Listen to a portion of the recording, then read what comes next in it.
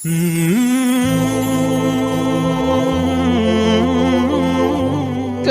Mekah nggak ada yang menerima, di Taif tidak ada yang menerima, seakan-akan seluruh penduduk bumi itu tidak ada yang menerima kamu Muhammad. Langit aku buka seluas-luasnya untuk kamu.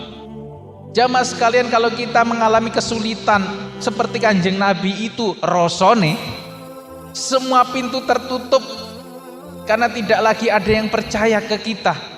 Kesulitan yang seakan-akan tidak ada satu orang pun yang bisa membantu kita, jangan khawatir, karena langit terbuka sangat luasnya.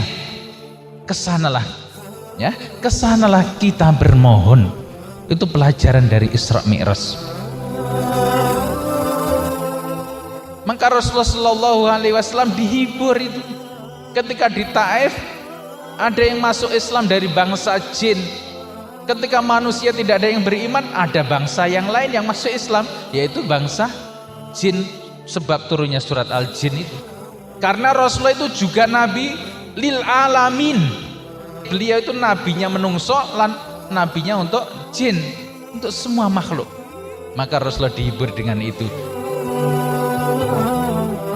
Hiburan yang lain adalah wisata. Nah, ibu-ibu, bapak-bapak lek galau, ya piknik, gitu. Rasulullah diajak Isra Mi'raj untuk menghilangkan rasa sedih dan galaunya itu. Pelajaran yang lain, kenapa hanya tidak berhenti di Palestina, tapi juga harus lagi naik ke langit, juga mengajarkan kepada kita jamaah sekalian, orang mukmin itu orientasine ojo ning donya tok. Di dunia hanya sementara. Tujuanmu bukan dunia, tapi munggah ke langit, tujuannya akhirat, gitu ya.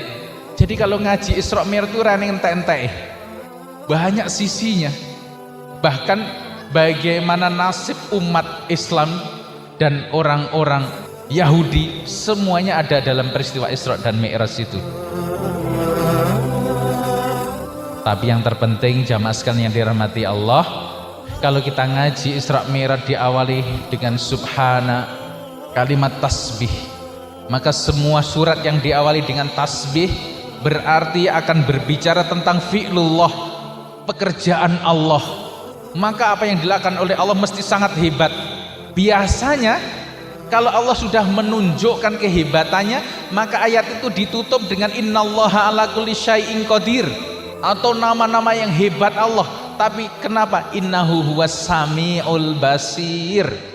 Namun Allah Maha mendengar, Allah Maha melihat.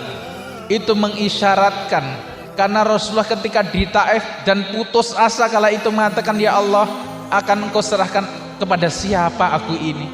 Di sana musuh, di sana musuh. Semua perlakuan ini tidak jadi soal ya Allah, selama engkau tidak murka kepadaku. Kesedihan demi kesedihan.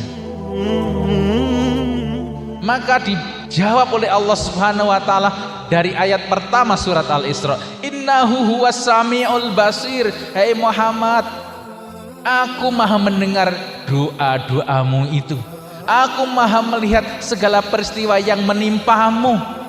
Maka kesini Muhammad, ketika seluruh bumi merasa tertutup bagimu, aku bukakan pintu langit seluas-luasnya. Nah, itulah jamaah sekalian pelajaran untuk kita semuanya. Jangan pernah berputus asa dengan segala persoalan yang sedang kita hadapi. Itu semuanya kecil. Kenapa? Karena di langit Allah membukakan pintu seluas-luasnya untuk segala kegundahan dan persoalan kita. Ya, semoga Allah Subhanahu wa taala senantiasa memberikan kekuatan iman kepada kita hingga kita meninggal dalam keadaan husnul khotimah, disandingkan bersama Rasulullah sallallahu alaihi wasallam dan orang-orang kekasihnya.